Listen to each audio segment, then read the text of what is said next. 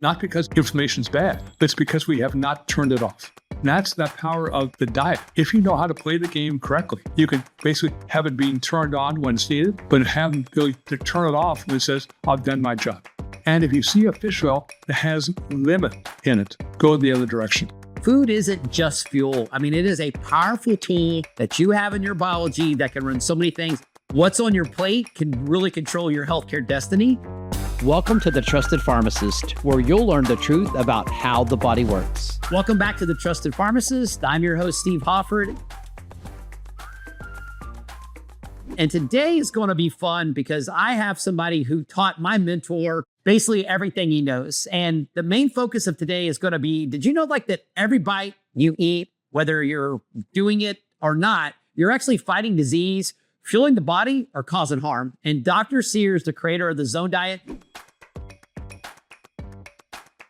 is here to show you how balancing food and omega-3 can silence inflammation and transform your health. Dr. Sears, thank you so much for being here today.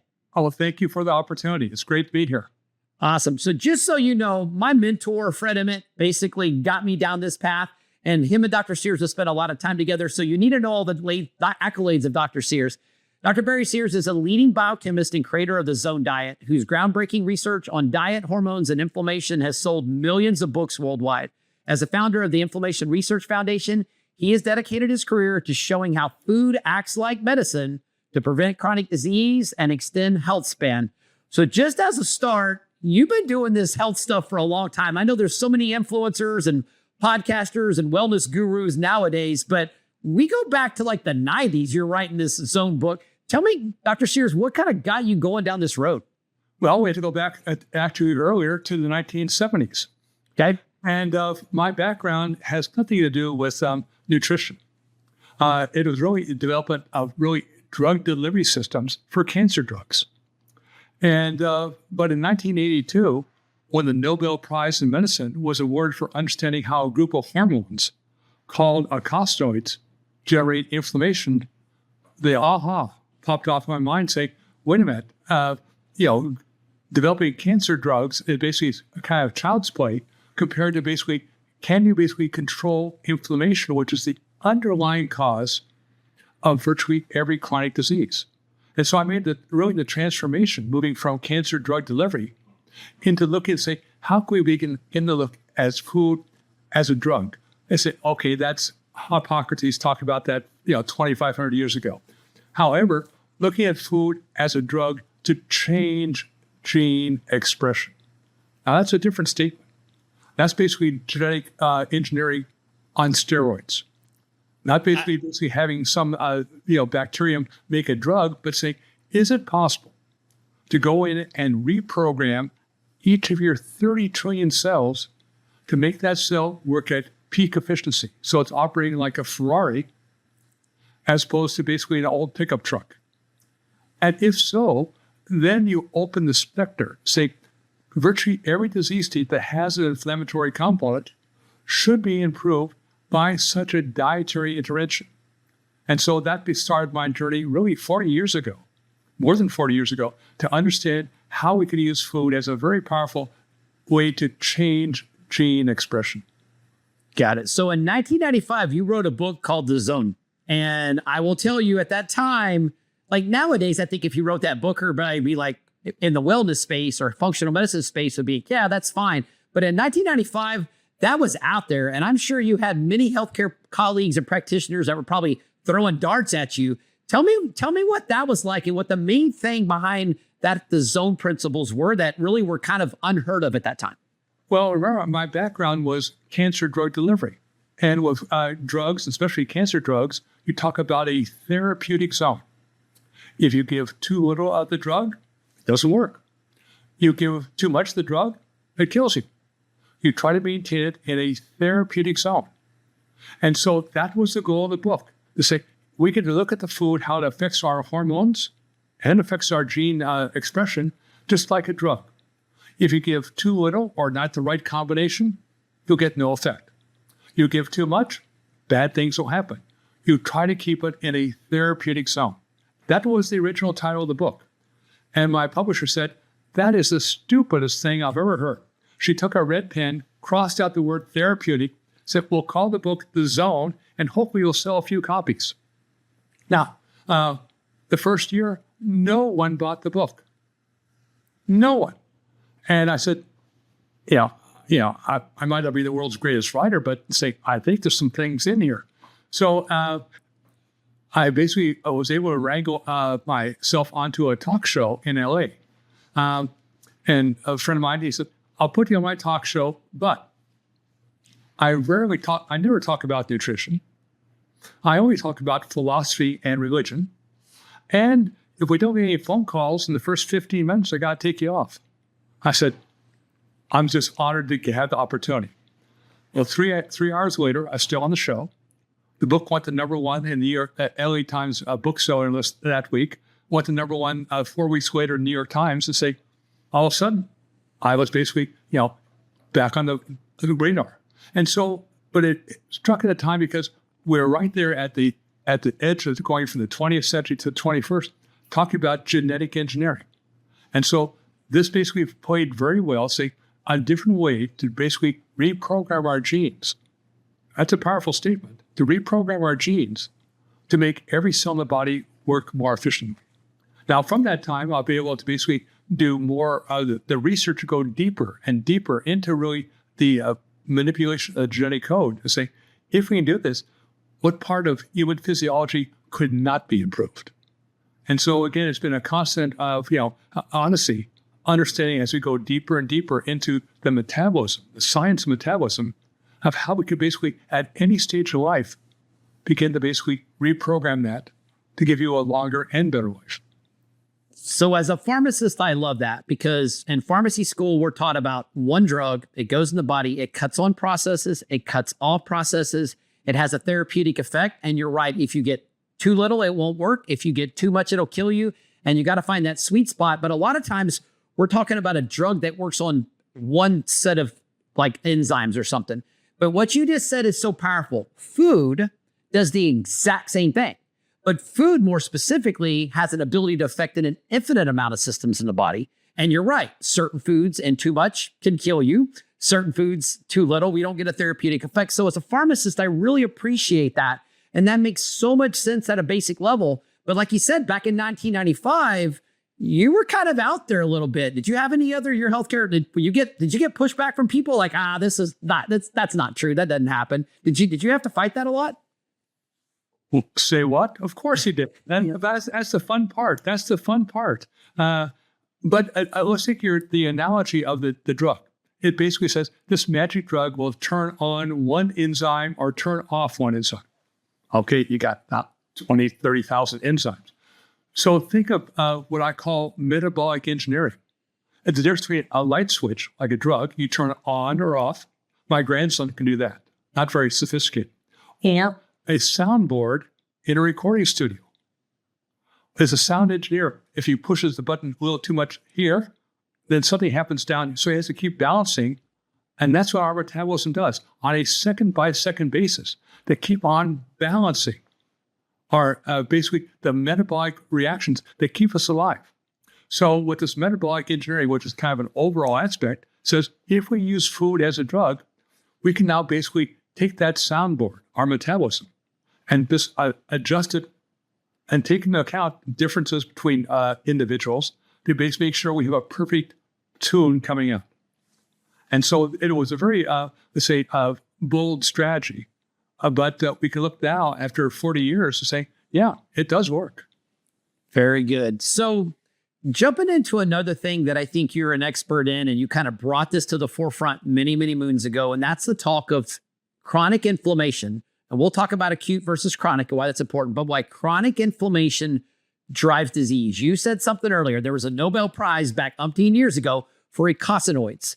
And that's the one thing, like you said, that my mentors always hammered into me. These eicosanoids can be something that really helps you, and they can be something, and it's all about that balance. But tell me your take on how chronic inflammation is that driver of disease. Well, first of all, let's look at inflammation per se. Inflammation, we have to have some. It keeps us alive. It's our primary strategy to fight off alien invaders or treat physical injuries. So that's where we turn inflammation on. but then we have to turn it off. And what if you don't turn it off? Then becomes what I call chronic low-level inflammation, below the perception of pain. You can't feel it, but basically it's now causing damage in every cell in your body. And it's that damage of unresolved inflammation that drives virtually every chronic disease. Could be diabetes, could be heart disease, could be Alzheimer's.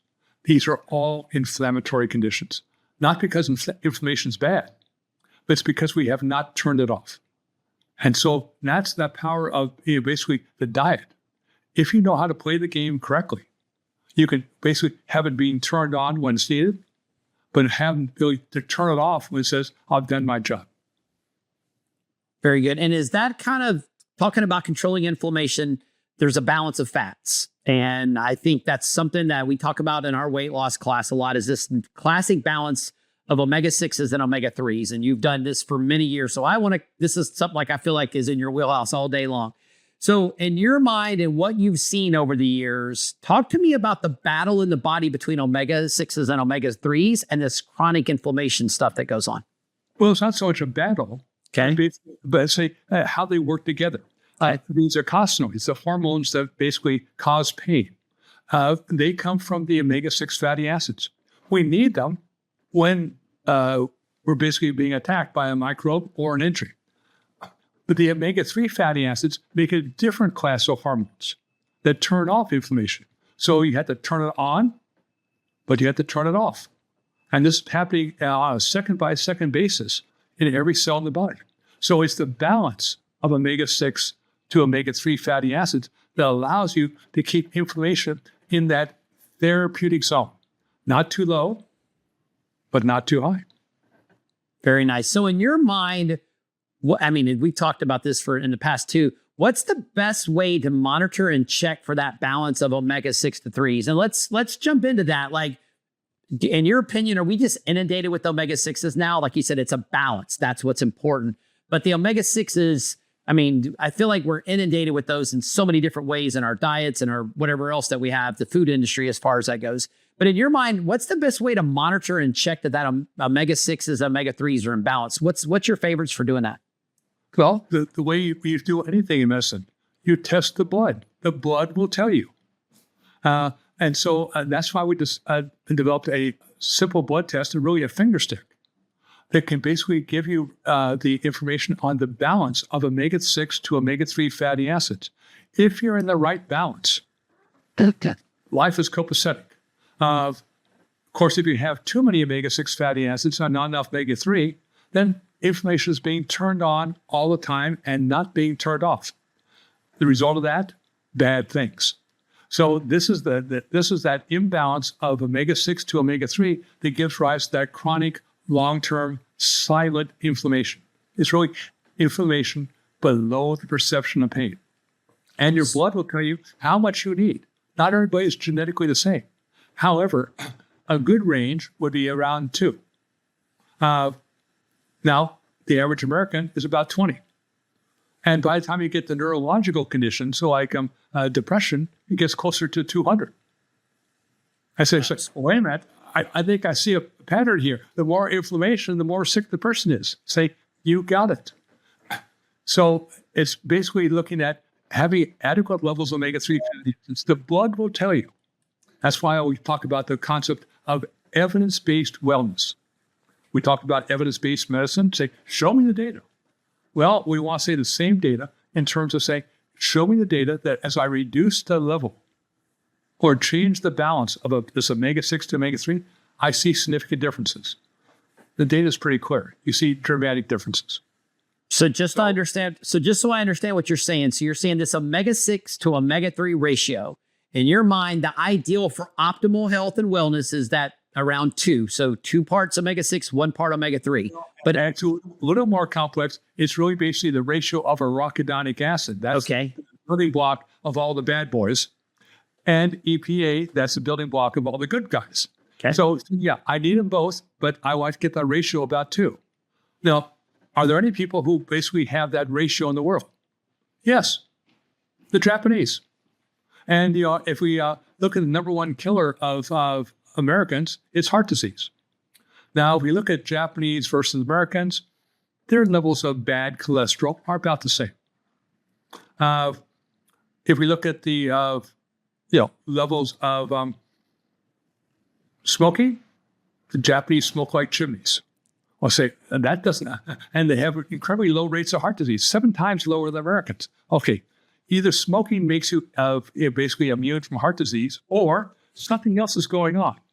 Well, it turns out that something else going on is the ratio of those 2 fatty acids.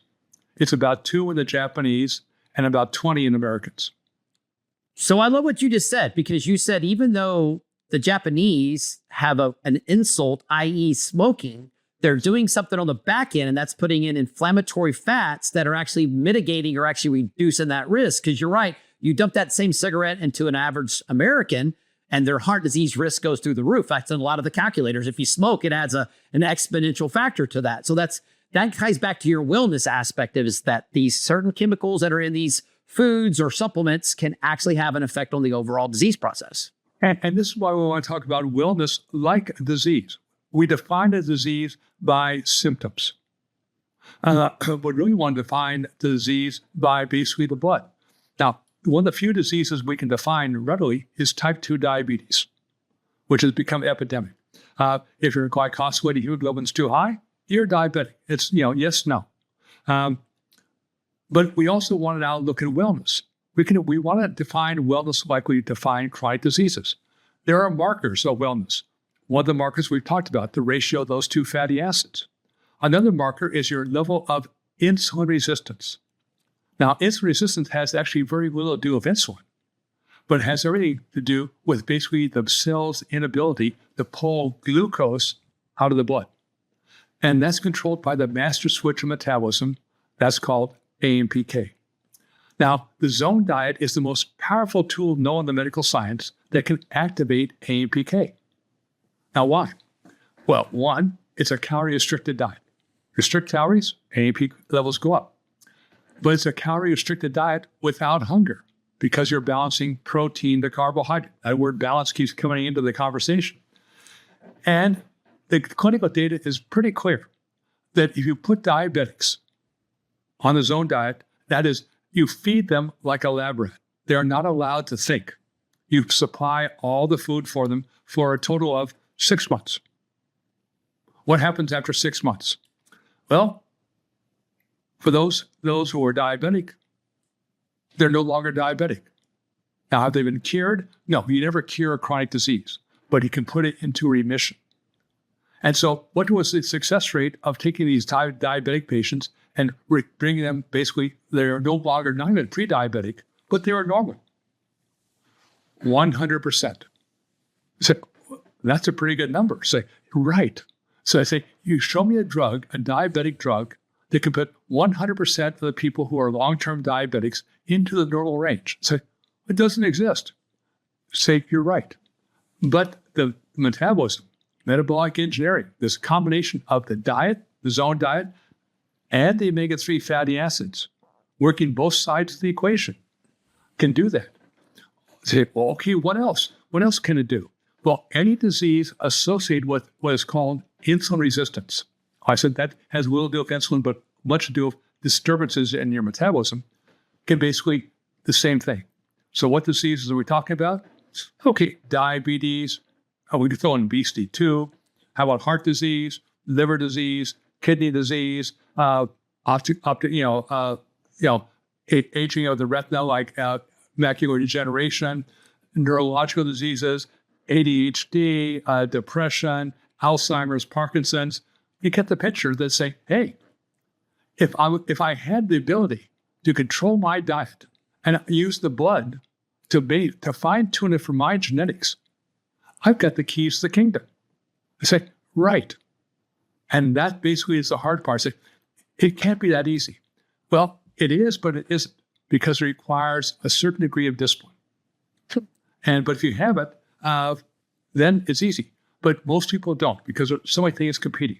So one of the things I had to basically invent was going back to my old cancer drug delivery background, to make food products that could supply that right balance of protein to carbohydrate that was in a format that was easy to do, enjoyable, and had no cleanup, they say, I can do this. Because now you're getting into a habit to say, what I'm trying to do is to reprogram basically the genetic expression in each of my 30 trillion cells. So you nailed something. So what you just said, if there was a drug on the market that could do to metabolism, inflammation, and chronic disease, what you just said the Zone Diet does, it would be a blockbuster. Like it's so crazy that you say that. And I see that all the time when we apply these principles and work with patients, that all of a sudden these patients that are on 5, 6, 7 meds go from those meds to nothing in a matter of months. Matter of fact, we have to be careful as a pharmacy. I mean, I'm not worried about not filling prescriptions. I would never want to fill a prescription, but we have to be very careful to work with prescribers and practitioners because we get that call all the time. What is this patient doing? Their blood sugars are normalizing, their insulin levels are normalizing, their cholesterol levels are normalizing. It's all of those things. And that's what's so important, that we don't realize that this food and this eating this way, reducing chronic inflammation, can be so powerful. But you're right, it does take a little bit of buy-in, but sometimes I think we're getting to a point where people get sick enough. It's like, I've got to do something different. So you nailed that right there. That was a great explanation of that. Well, two things you just point out. If they're sick enough, the more, let's say, ill you are, the more compliant you tend to be. Second aspect, what this whole aspect of what I call metabolic engineering is to basically, it makes drugs work better at lower concentrations. Now, does it say, I'll never use my drugs again? No, basically the reason you got the disease in the first place, you had a lot of, decades of damage. But as you basically apply these principles, they aren't that hard, but they basically have to buy into the concept. Once you apply them, then the levels of drugs to treat any remaining symptoms is dramatically reduced. Good news for you, bad news for the drug companies. Exactly. No, that's great. So one of the principles that's always a part of all of our, like you mix, we have to have the right mix of macros, your protein, fat, and carbohydrates. But one of the challenges I think nowadays, and you mentioned it, is key, and this is what I've always learned, is we have to have enough omega-3s. You're kind of spend a lot of time and effort researching omega-3s. Tell me why omega-3s are so important. Maybe kind of break down a little bit of like what makes an omega-3, like the EPA and DHA. Give me a little bit of science. And then I want to talk to you about quality products of omega-3s, because they're out there everywhere. And I'll be honest, I'm more of the, if you don't take a good omega-3, I'd rather see you not take it at all, because you may be doing more harm than good. But give me your take on why that omega-3 is so important in this mix. Well, let's look at going back to omega-3 and omega-6. That basically talks about where in the fatty acid molecule the double bonds are, and that gives their three-dimensional space, configuration space. So the omega-3 fatty acids have a little different three-dimensional configuration space, and therefore they're made into a different group of hormones, are really anti-inflammatory hormones. And then superimposed upon that is even another supergroup. They're called resolvins, that basically just shut down excess inflammation. So again, very, very subtle changes in basically the kinking of the fatty acid says, is it pro-inflammatory or an anti-inflammatory fatty acid? Now, that being said, when you make omega-3 fatty acids, they're tricky to work with because that configuration space can be changed in the processing. Changed in going from a cis to a trans fatty acid. People say, trans fatty acids, those are the ones that basically are bad. Say, no, they're super bad. So that's why that when you basically start making these omega-3 fatty acids and trying to concentrate them up, say it's the technology used. Now, what is one of the primary ways you can turn a good fatty acid into a trans fatty acid? Heat. And that's the final step of processing for most omega-3 fatty acids. You have to heat them to about 400 degrees Fahrenheit to basically try to get rid of all the other stuff in the distillate. Well, at that temperature, bad things happen. And this is why one of the problems people here say, oh, but I'm told that if I take omega-3 fatty acids, I'll get AFib and I'll die. Well, why do you get the AFib? Say, oh, I don't know. Well, one of the reasons we know back from the 2000, when basically they found, yes, the more trans fatty acids in the blood, the more likely you're going to have some severe cardiovascular formats. How do you solve this problem? You have to turn down the heat to do the final purification.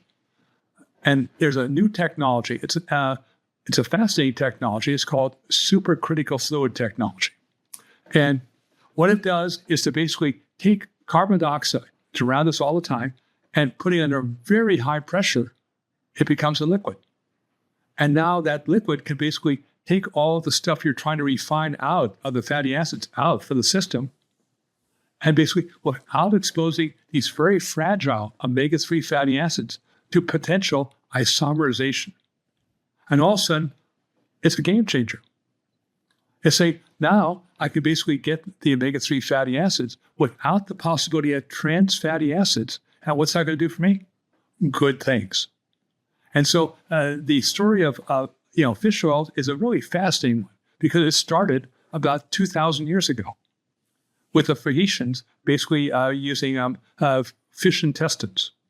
Now the Romans made it a little more sophisticated, called garum, but garum was basically fermented fish intestines. You would take vats of wooden fats and put fish intestines in it and let them ferment for a year.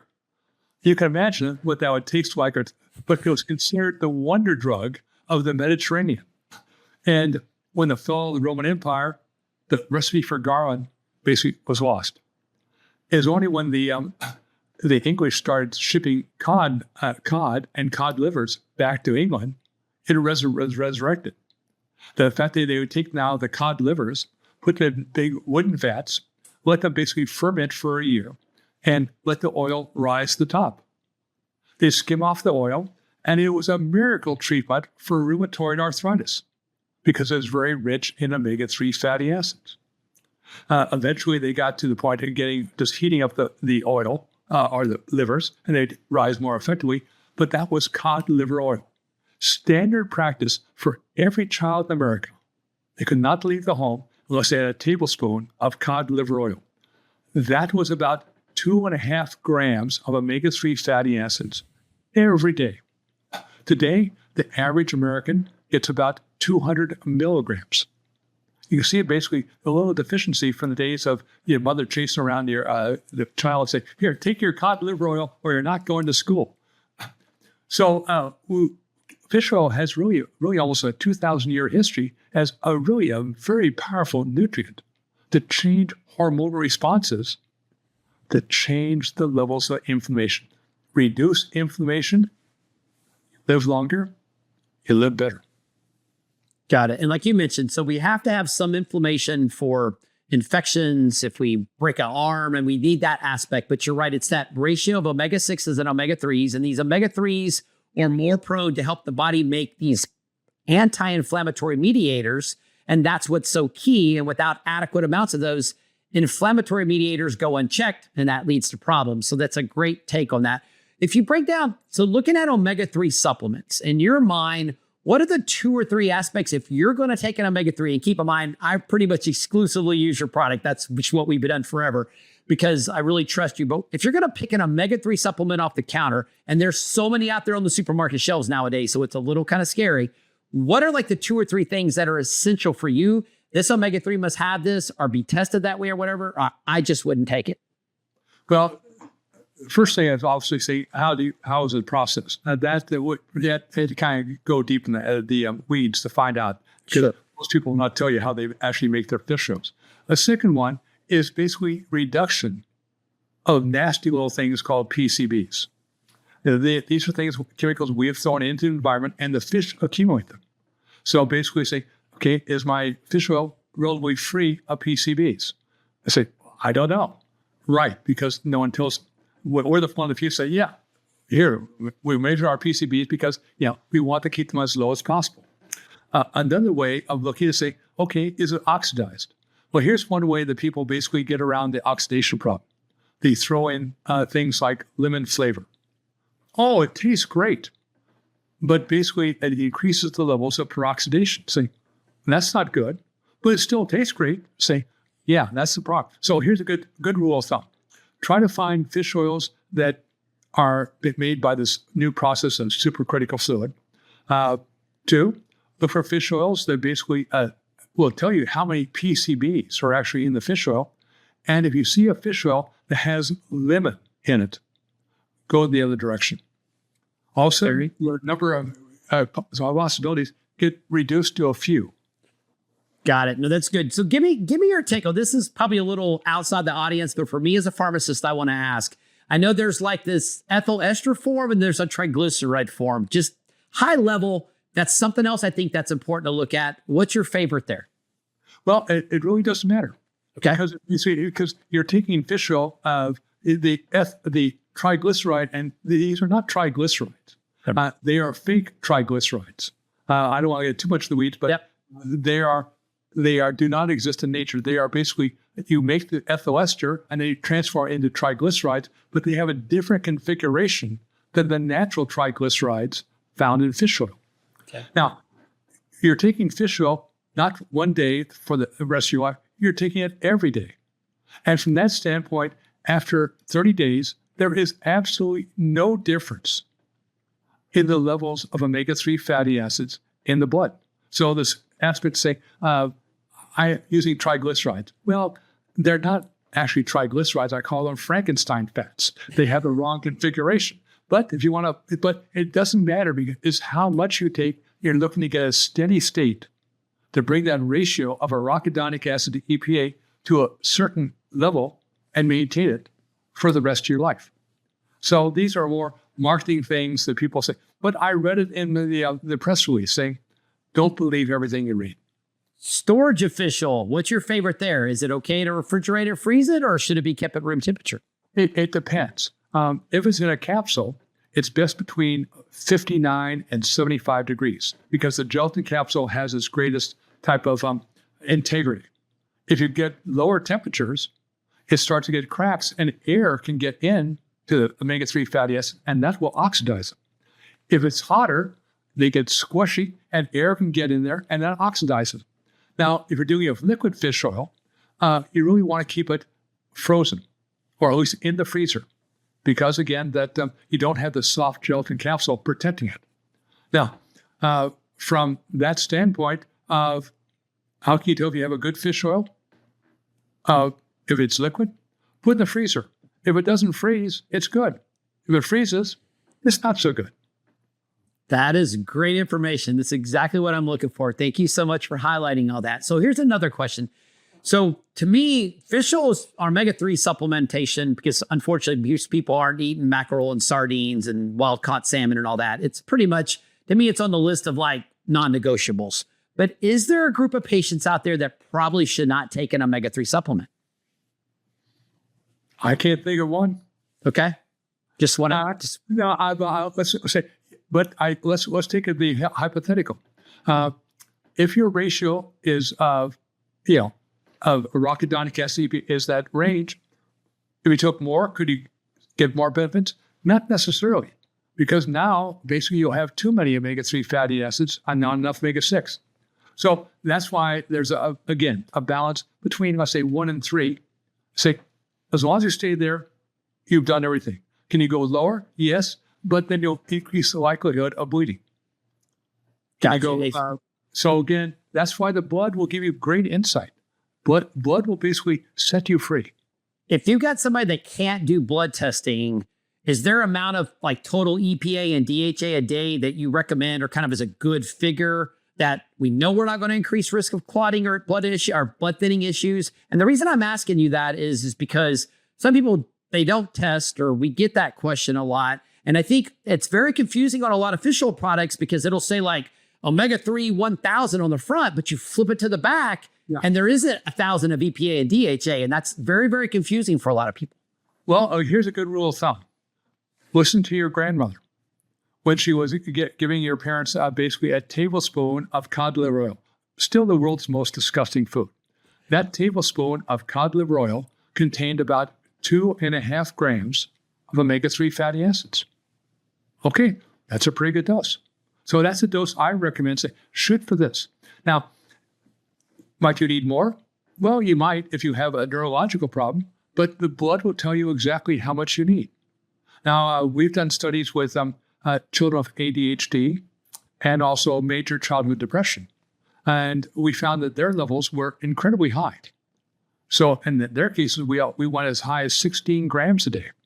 But we basically measured their blood continually and then never dropped below about 2.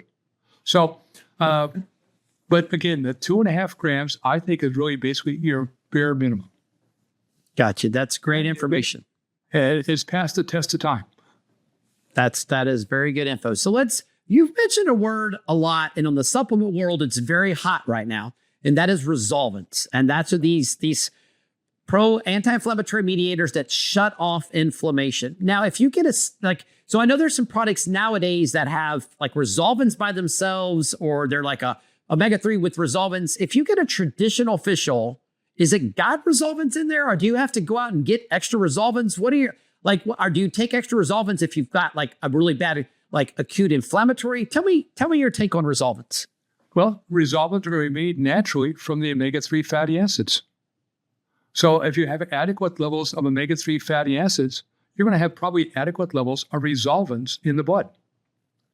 So, now we talk about the lifetime, pharmacokinetics. The lifetime of omega-3 fatty acids, and that's the lifetime is when levels drop by about half, basically is about 3 days. So, and basically, if you stop taking your omega-3 fatty acids within 2 weeks, everything you've been taking in the last 2 years, they're out of the blood completely. Now, the half-life of resolvents is about 30 seconds. They're made to be short-acting and then basically disappear. So the fact if you have, think of this as a water tower. If you have enough water in the water tower, you're going to have enough water pressure coming out. Those are the resolvents. But say, I won't take the omega-3 fatty acids. I'll just take the resolvents when something bad might be happening. Well, I hope you can solve the problem in 30 seconds, because once you take them, they're gone. So the best aspect is looking to maintain a high reservoir of omega-3 fatty acids in the blood.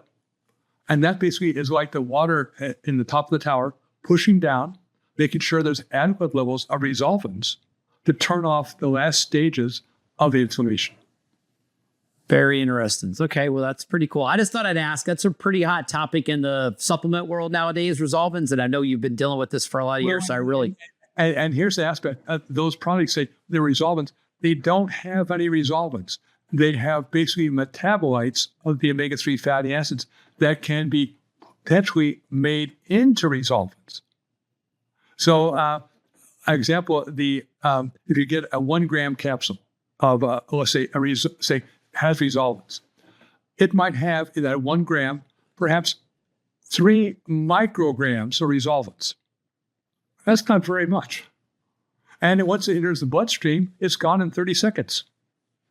So that's why they could be useful as an adjunct, but you better maintain a level in the bloodstream so that reservoir is full, is pushing down. Make sure you have adequate levels of the resolvents in every tissue in the body.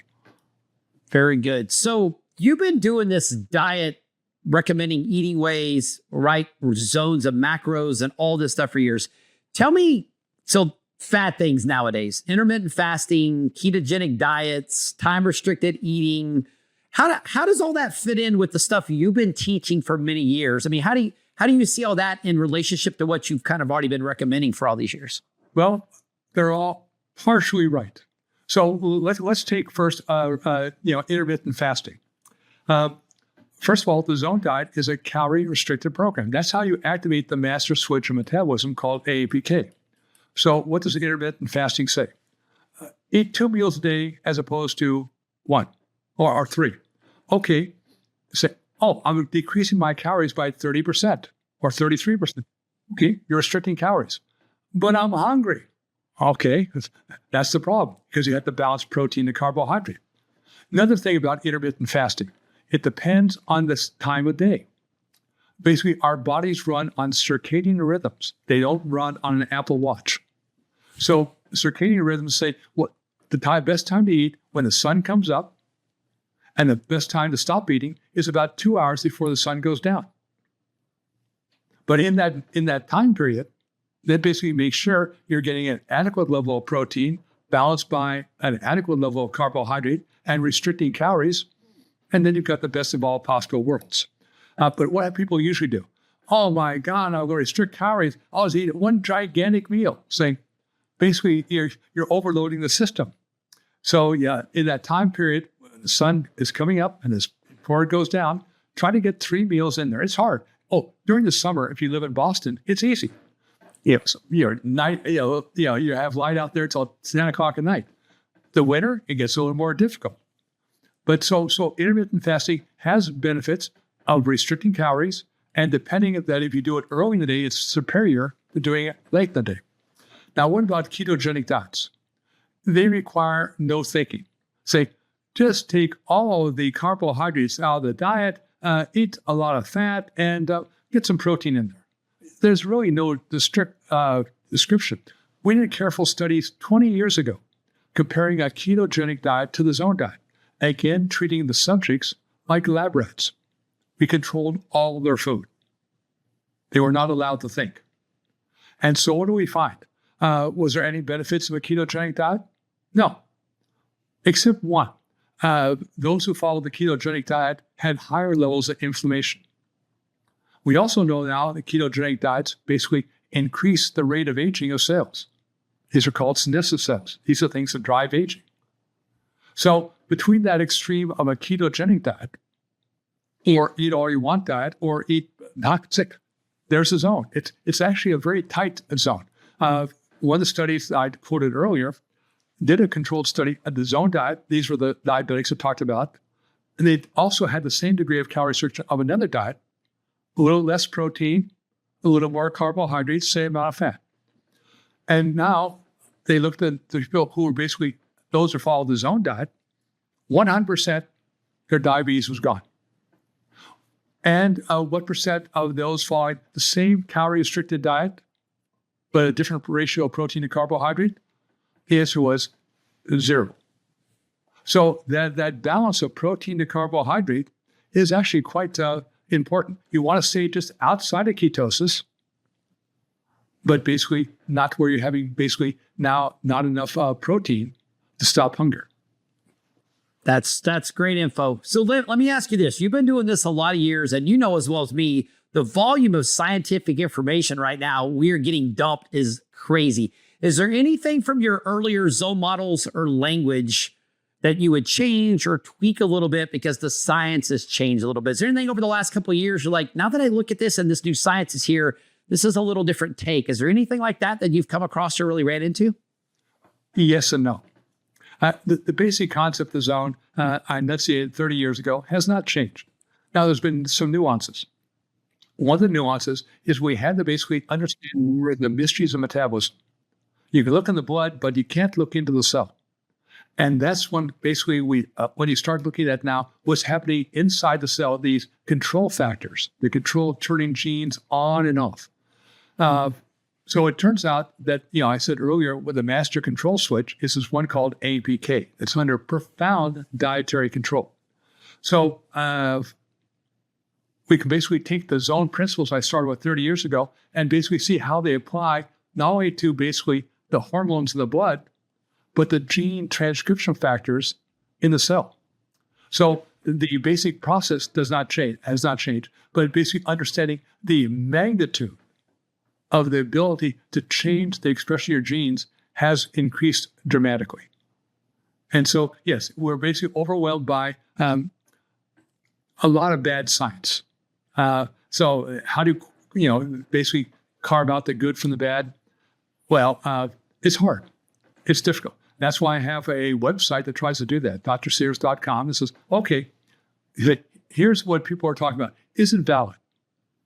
And because people are saying, but I heard it on the internet. Say, that's probably the surefire way to make sure your life in the future is miserable. Because people are always looking for a magic bullet. There is a magical pathway, but there's not a magical bullet. So we try to basically talk about the science of the zone at the molecular level, but understandable. And yet basically also take things which are bubbling up from the internet and say, isn't valid, or is being basically, led down a primrose path. This has been great. And this is exactly why I had you on, because you have so much knowledge and expertise. And the thing that I find the most cool is like you were definitely like somebody shouting in the dark many moons ago about this stuff, because a lot of this stuff has become mainstream, but you were so far ahead of everybody. And that's the part that makes me exciting. And sometimes you're right, you have to step out there a little bit, but that part is really exciting for me. And like I told you, if it wasn't for you, my mentor wouldn't have got me down this road. And that's one of the reasons about this podcast is to try to get the truth out there, put experts on to talk about the science and facts that can really set people up for success. So I want to thank you for that. Like, I truly mean that. And like, if people found this podcast interesting or they want to get more information about you, you kind of mentioned it, where can they go find more about the work that you've done? Well, if they go to my website, drsears.com, that'll talk about the science. Another website I have called Zone Living, we have the products we have developed over the years that make the science easy to implement.